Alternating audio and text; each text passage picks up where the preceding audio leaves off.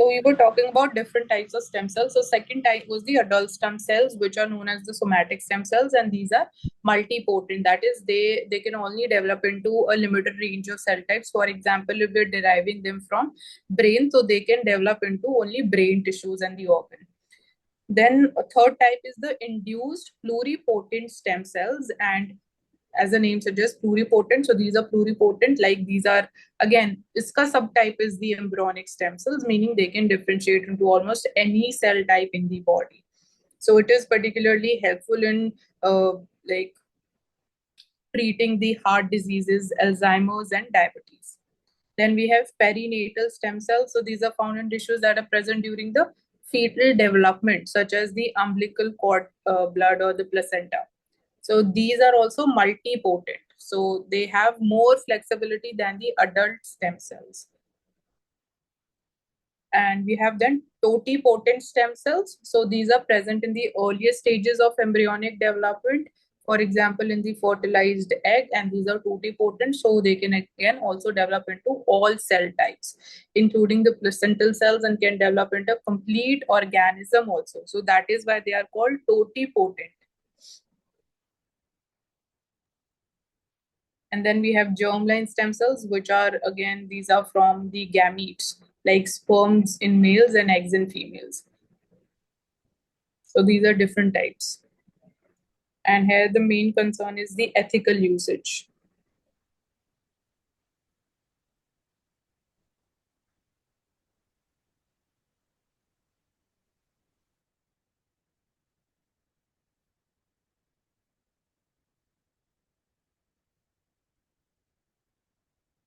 Now, this article also mainly talks about how India trade routes would be affected with if a war arises in the West Asia. And Yes, we can move to the next topic. We have thoroughly discussed this one.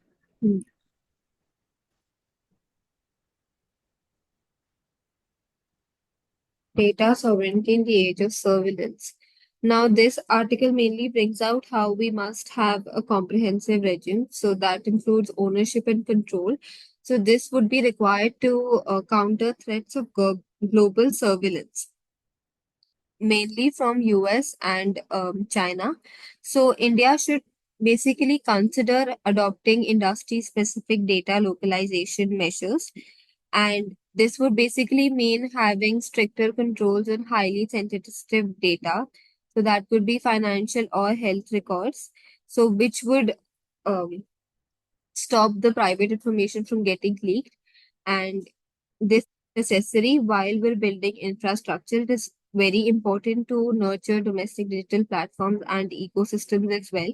So this would require a robust data framework which can protect the citizens from data breaches and secure the sensitive government and military operations and well as well. So over here, it also says that India can take ideas from frameworks such as the European Union's General Data Protection Regulation, in which it grants the citizens significant control over their data and imposes strict regulations on companies over the data access and management. And this basically highlights how it is important for us to have a proper developed framework which protects the data and the sensitive information that the government has.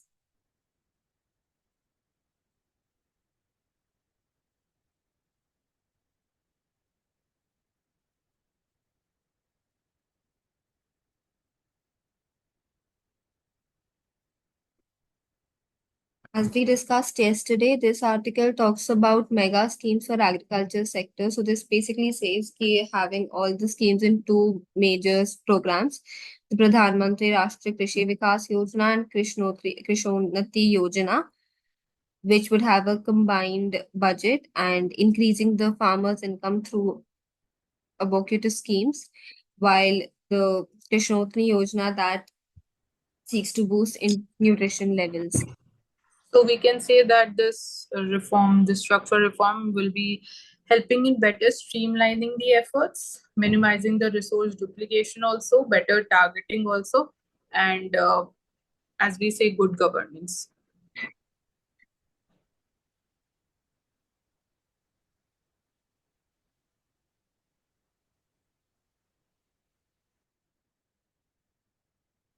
the Desi Cow and the Economics of Maharashtra Subsidy Scheme. Now, this article mainly talks about a scheme the Maharashtra government announced, a subsidy scheme of rupees 50 per animal per day for cattle sheds. Now, this is mainly for gaushalas that take care of the Desi cows, and it has been announced for only those animals. So, this scheme is basically to preserve the Desi breed of cows, which will be implemented by the Go Seva Ayog. And this is basically to preserve the Desi breed, since the number of these cows were on the decline in the state. And indigenous cows basically are those cows which belong to any of the breeds which are registered by the Karnal based National Bureau of Animal Genetic Resources, which is basically a body under the Indian Council of Agriculture Research. So that the body which aims to protect and conserve the indigenous farm animal genetic resources for sustainable utilization and livelihood security. And we have 37 indigenous cattle breeds in India, out of which only 4 are good milk animals.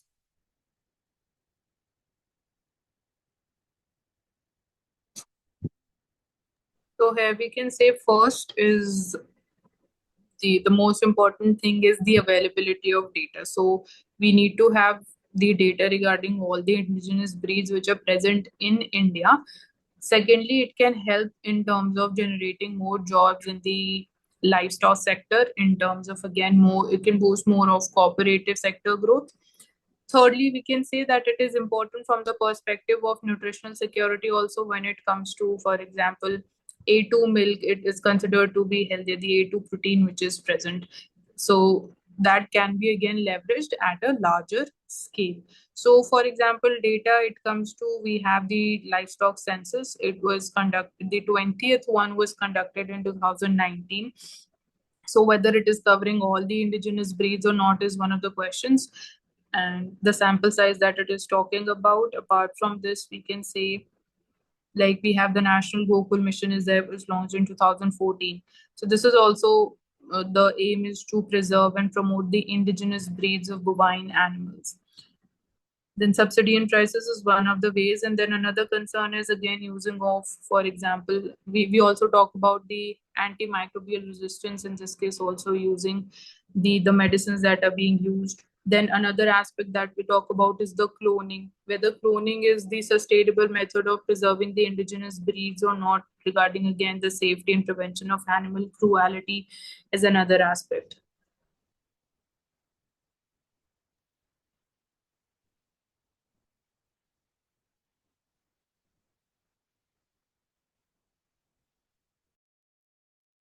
Scientists mapped the fruit fly's brain, and why is this significant? So scientists were able to fully map the entire brain of an adult fruit fly. Now, how is this important and why is this significant? So this basically shows a neurological milestone, and this could help in making a detailed map of the human brain as well. And while making a detailed map of human brain, with that we could um, understand and properly treat uh, brain diseases such as mental health conditions, also Parkinson's and depression. So this is basically showing a step towards that, and how scientists analyze what different types of cell do, and how does the fly's eye process motion, color information takes place.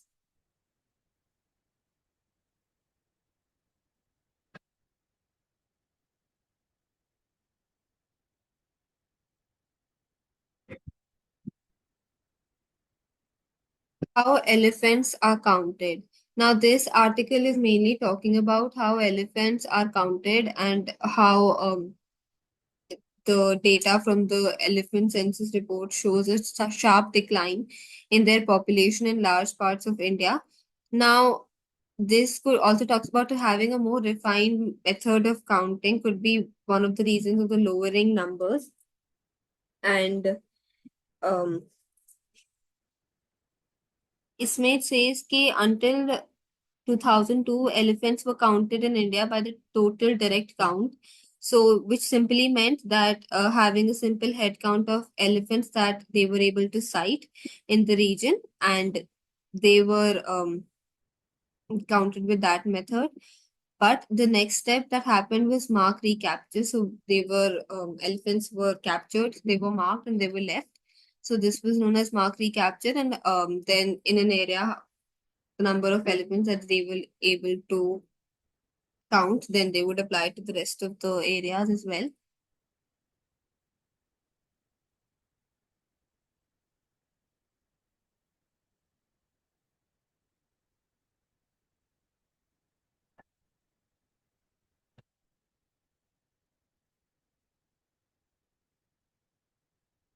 Now, this article is also talking about why the numbers matter, and says basically continuity is important for comparisons. An absolute number of elephants or tigers, they are important so we can estimate populations to know how a species is doing in the wild. So that would help in tracking their status or their IPAC status and everything. Also, why the delay hurts. This is mostly in comparison with the habitat loss and conflicts. So they're common threat to elephants across India, and they also have certain risks such as landscape specific. So to help to get a better access and better know their numbers, so we can assess and find out the possible threats, and we can come up with solutions for that to save the species. So the delay basically results in the delay in the protection of the wildlife as well. So this is what the article mostly highlights.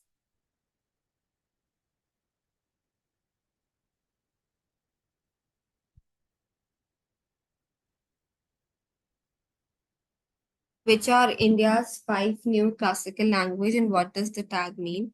Now, this article is talking about, as we took it up yesterday, how 5 new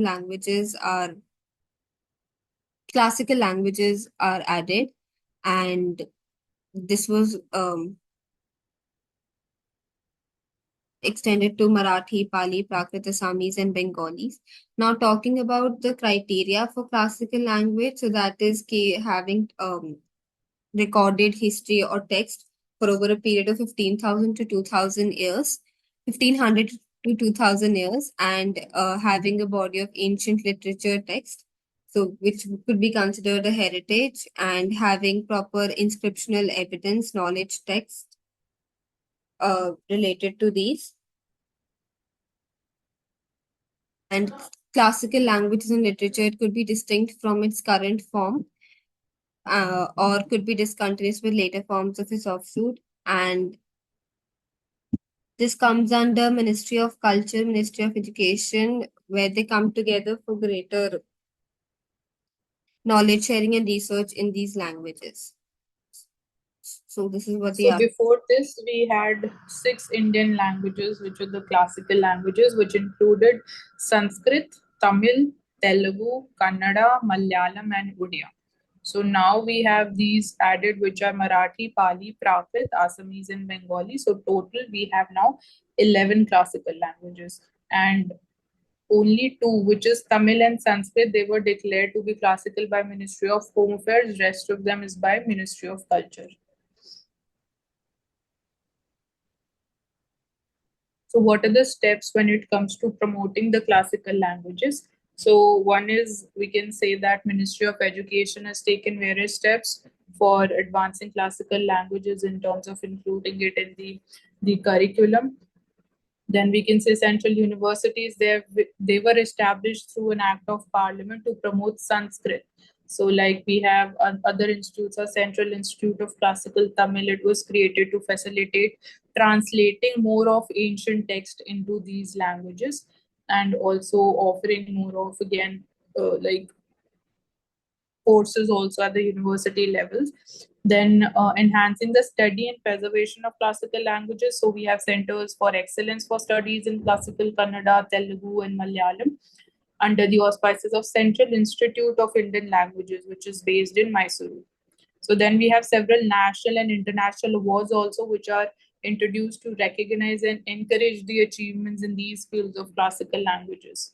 So these are provided by Ministry of Education. These are various methods.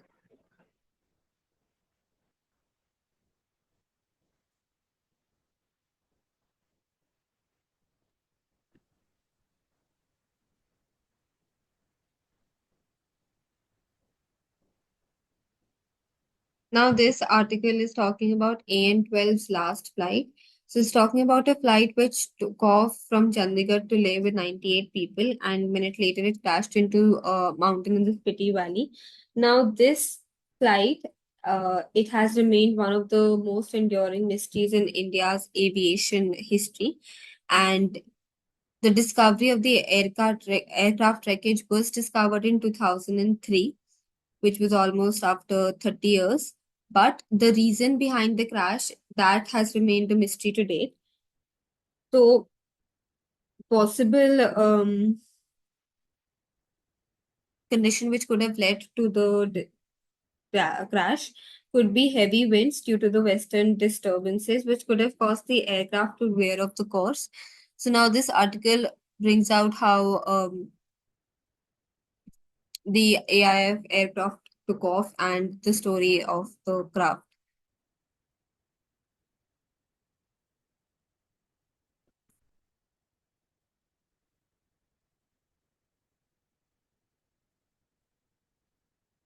So in this context, in the current system, we have talked about previously that aeroplanes have a rudder system, which is important for its, again, the stability of its nose. Then we talk about, again, there are, in terms of designing, there are like fly by wire systems, which like these have replaced the manual flight controls with the electronic interface. Then we have enhanced the avionics. So we are using sophisticated avionics for precise navigation, weather tracking, and collision avoidance. So, like we have the traffic collision avoidance system. Then there are certain structural reinforcements. So these have continuously improved using stronger and lighter material. Like we're using different composite materials or alloys. Then engine safety, like recently we talk about Pratt and Whitney engines, which again about their dysfunctioning. So that is one of the risk factors. So in terms of improved engine safety, we have engine monitoring systems, which are, again, these are real time monitoring systems to detect potential engine malfunctions. And second aspect within this is the redundancy. So multiple engines in the backup systems to ensure functionality even if one engine fails. So in such a way the aircrafts are designed. Now the question comes again, when it comes to pilot training and the safety protocol. So we have crew resource management. Then there is simulator trainings, which is an important aspect of training the pilots before, again, they are going ahead with their uh, profession. In terms of that, then regulatory bodies are important. So like we have in India, or firstly starting from international bodies, we have the International Civil Aviation Organization. Then in terms of infrastructure, we have Airports Authority of India. Then we have Directorate General of Civil Aviation. And particularly for security is the Bureau of Civil Aviation Security. So air traffic control and surveillance are there. Then we are having again now dedicated rules and provisions even for the drone safety when it comes to what are the limitations in terms of flying a drone to a particular height in the vicinity of an airport.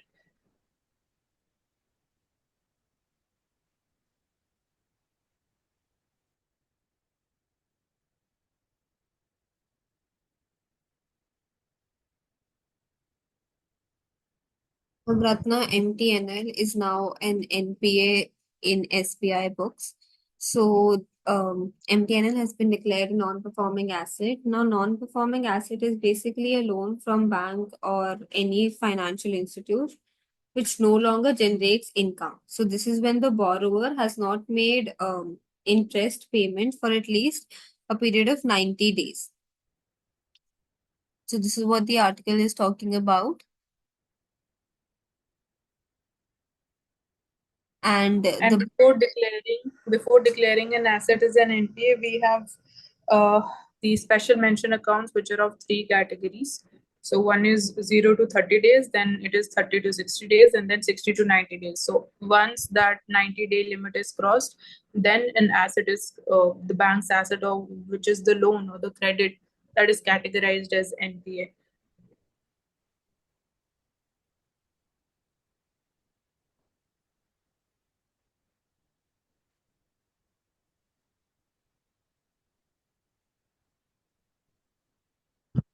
Worst weekly market fall in 2 years. Now, this article is talking about the rise in the crude oil prices due to the geopolitical risk and the problems arising in West Asia, and how foreign funds are preferring China over India to continue the weight on the investor sentiment. That's what the article is mainly talking about. Yes, so this is one of the ripple effects, as we were talking in the very beginning.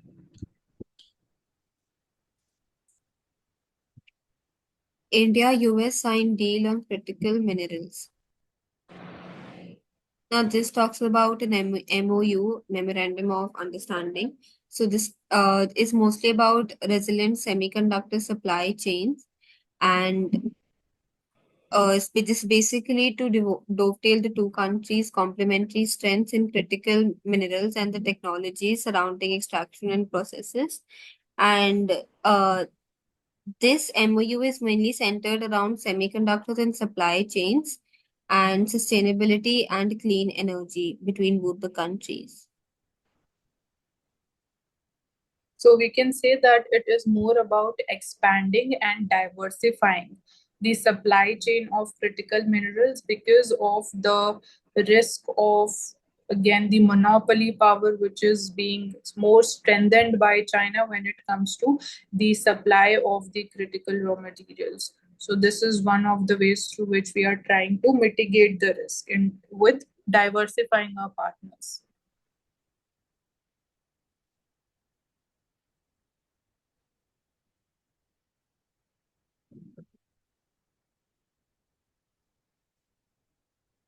India in a sweet spot. Now, this article is mainly talking about India and the advancement that it has made in the past decade, and how we've been working on the principles of reform, perform, and transform, and with the ranking the first in global fintech adoption rate, smart data consumption, manufacturing of two-wheelers and tractors. We're also the world's third biggest startup economy, and Indian economy is basically going through a big transformational change. Is what the article mainly brings forward. So, how we've transformed the country's macroeconomic fundamentals. So, this talks about banking reform, strengthening the financial condition, increasing the lending capacity. So, it also talks about the semiconductor mission, how five semiconductor plants will export made in India chips to all the other parts. Support article mainly highlights the economy and how India is developing over the years. So, in short, we can say it is talking about the resilient economic growth. Given the geopolitical challenges, still we can say that India remains in sweet spot, and the momentum of growth of India, we can say it is stable, it continues, it is adaptable, it is more resilient.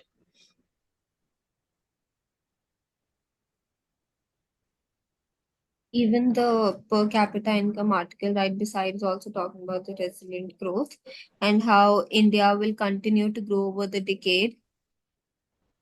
And so the global backdrop is no longer the same. So it is a potential challenge, but it could be seen as an opportunity for India. So our current per capita income is close to $2,400 per person. So here we can talk about the challenge of middle income trap. So as per the studies done before by the World Bank, it is clearly stated that most often it is seen that a country gets into this middle income trap when it reaches 11% of USA's per capita GDP. So India's $2,400 per person accounts for 3% of USA's per capita GDP income.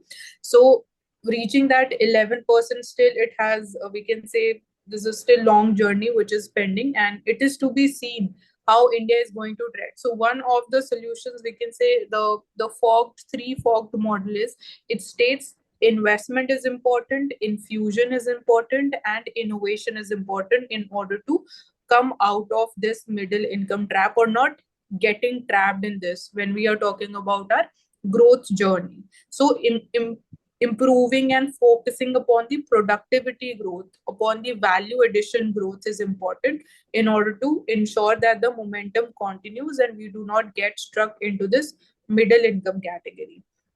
So in 2007, India came, we can say, jumped from a low income country to lower middle income country. So we do not have to get trapped in the systemic changes which are happening.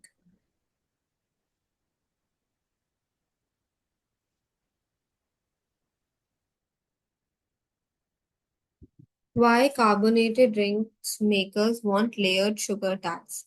Now, this article is talking about how the carbonated soft drinks, they are currently um, taxed with GST 28%.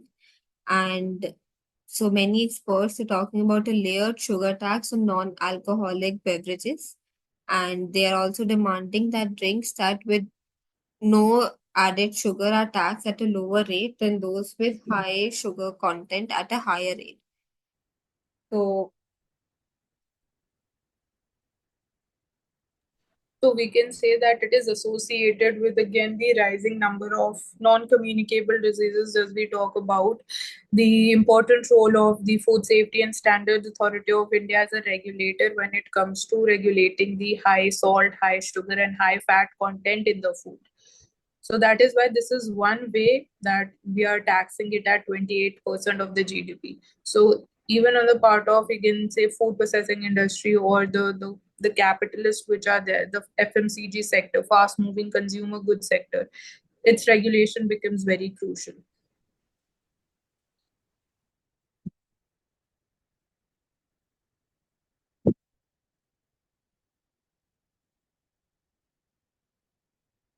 the airport, this article talks about the airport authority, which is not in favor of allocation proposal for telecom services.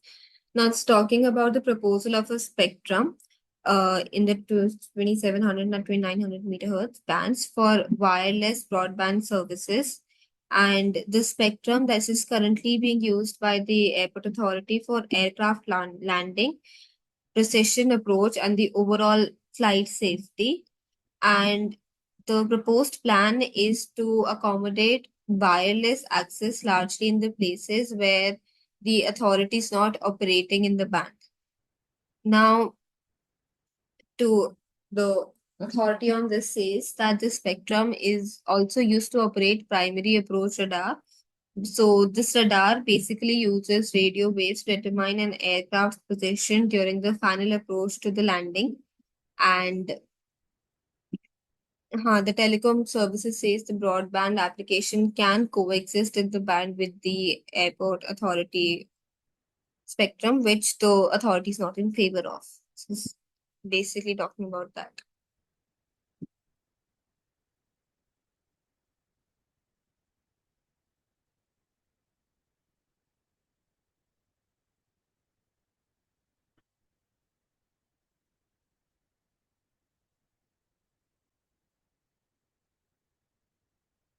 FXKT expands by $12.6 billion, crosses 700 billion for the first time.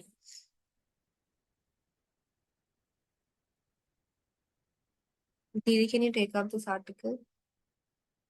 Okay, so on the one side, we're talking about strengthening of India's forex reserves, and it has for the first time crossed $700 billion.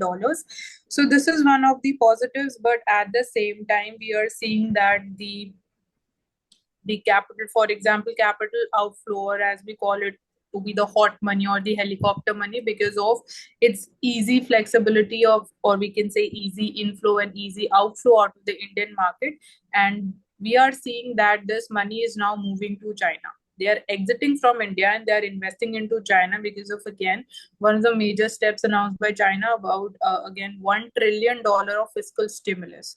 So because of that, the exchange rate of the Indian rupee is depreciating. And as a solution, again, RBI has to intervene in the market by selling dollars so that, again, the the exchange rate remains stable. So in this case, if it is depreciating, so in a way it is a positive for our exports, but the challenge is, again, the time lag that it takes in terms of translating or reaching that level to the end consumer. The exchange rate which changes, would depreciate, it takes a certain time lag in terms of actually trading at that particular exchange rate. So the instant or the short term impact is that our imports become expensive because of depreciation of the exchange rate. So in India, the nature of exchange rate model that we follow is the managed floating. Managed floating is, it can be managed by RBI when needed, and floating is that otherwise it is functioning, or the value is determined on the basis of market forces of demand and supply.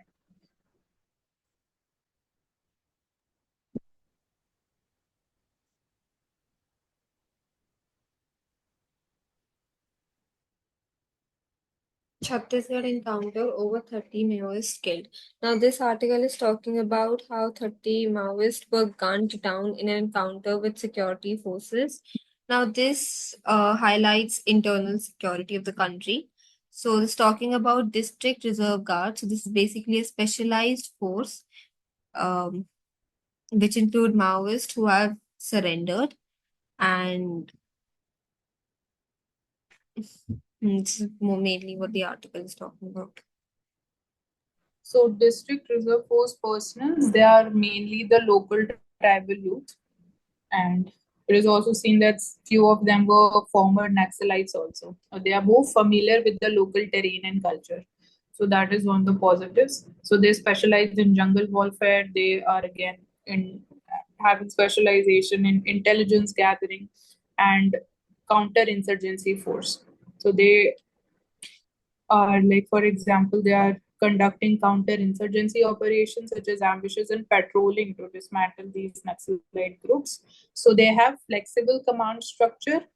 They coordinate with other forces like CRPF or the Commando Battalion for the Resolute Action, which is Cobra, in the anti-Naxal operations, and their familiarity with the local languages and customs.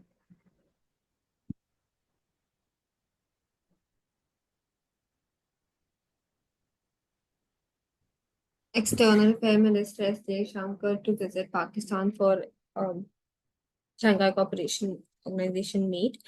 So this year, Pakistan holds the rotating chairmanship of the SCO, and this will be the first visit to Pakistan by an external affairs ministers in 9 years. So now, before 9 years ago, it was Sushma Swaraj who first went, who led the Indian delegation to the Asia Ministerial Conference. And talking about the SEO meeting, so this is being held at a time when there are protests going on in Pakistan by supporters of the jailed former Prime Minister Imran Khan. And talking about India and Pakistan ties, so they're downgraded with India following the abrogation of Article 370, which um, ending the special status of the erstwhile state of Jammu and Kashmir. So firstly, SEO Shanghai Cooperation Organization, will talk about their members. So founding members include China, Russia, Kazakhstan, Kyrgyzstan, Tajikistan, and Uzbekistan. Then later on, India and Pakistan joined in 2017, and the latest member to join is Iran in 2023. Now, a few days back, we were talking about renewed multilateralism in the context of India and France relations. So here also we can talk about this phrase, that is renewed multilateralism. And also there was one article which we talked about that the different regional organizations, India is having different objectives and different vision associated with them. So particularly when we talk about SEO, so it is firstly maintaining the stability or maintaining stability in the context of even like preventing more of terrorist attacks. So under SEO, like we have the RATS, which is the regional anti-terrorist structure. So it is headquartered in Tashkent, and then there are economic areas of cooperation, or we can say increasing more of regional trade. And one of the challenges is again the Belt and Road Initiative in this. And third can be the energy and the resources sector.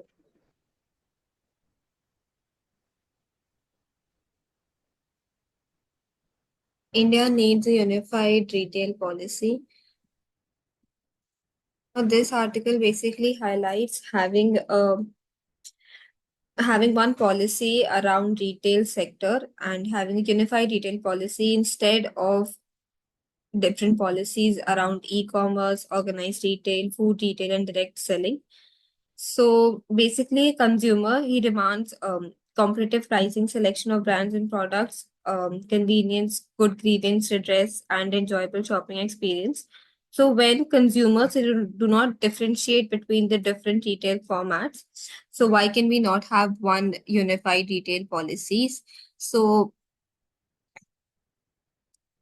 we can have creating policies which lead to an inherent arbitrage between e-commerce platforms based on the origin of capitals. So that seems unnecessary and that is not fair. So since consumers they do not differentiate the policies, we can also have a single unified policy instead of the different policies that we have. And this is what the article is highlighting. So the main issue is addressing the consumer's demand. So challenges is here again, challenges or concerns. One is the predatory pricing methodologies, like we have big billion days, or there is 90% discount offered. So the anti-competitive practices or the antitrust investigations which are ongoing again on the part of the Competition Commission of India. So it is an important market regulator when it comes to ensuring fair competitive market practices they are followed. And second aspect, we can talk about the foreign trade policy, how we can we are already we're talking about like make in India, then we're talking about produce local but at of global quality. Then we have one district one product, is that then promoting local, being vocal for local, that is another way of doing it. So it is related to Indian handicrafts, ethnic wear, spices, jewelry, and organic food products. And even in terms of FDA policy, like we are having FDI in terms of market based model, where the for example Amazon is a third party which is merely acting as a platform where the buyer and seller meets. So we are not having FDI. It is completely like it is not, it is 0% in terms of the inventory based model. So in inventory based model of e-commerce platform, we only see the domestic players. For example, Snapdeal, it is based on this model, that they can maintain their own inventory, they can sell their own products on the platform as well.